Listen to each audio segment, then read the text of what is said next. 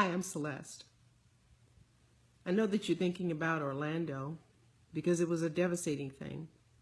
Some people talked about it in terms of terrorism because the young man was of the Muslim faith. And yes, it was terrorizing to us all. Because you see, a place like Pulse is a sanctuary for gay people like me.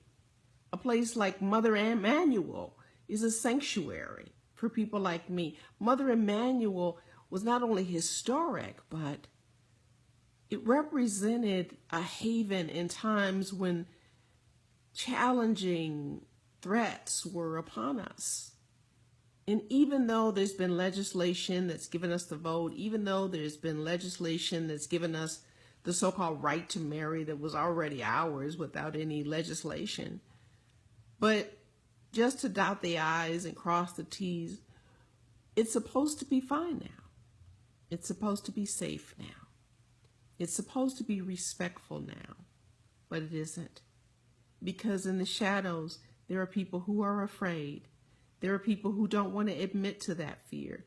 There are people who are afraid to love someone who looks a little bit too much like them, or love someone who looks too much unlike them.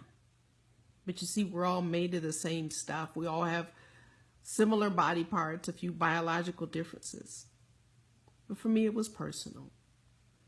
Because as a minister, I never think about going to church and maybe dying because I'm going to work that day.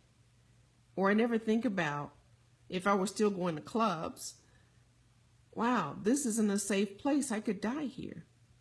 Because gay people have clubs that feel like a place where they can be themselves.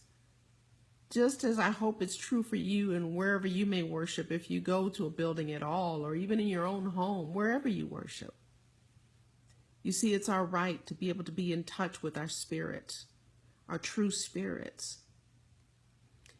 And the only thing I can do that I've known to get me past the grief, the anger, the frustration, and the sorrow is to love more deeply. I know this self-love eliminates any kind of a need to want to destroy or attack. Self-love makes you want to love another even more. And being in love makes you want to share your joy with the world. Let's go for that. Let's say goodbye to the fear. And yes, to our joy, to our freedom, and to our love. Namaste.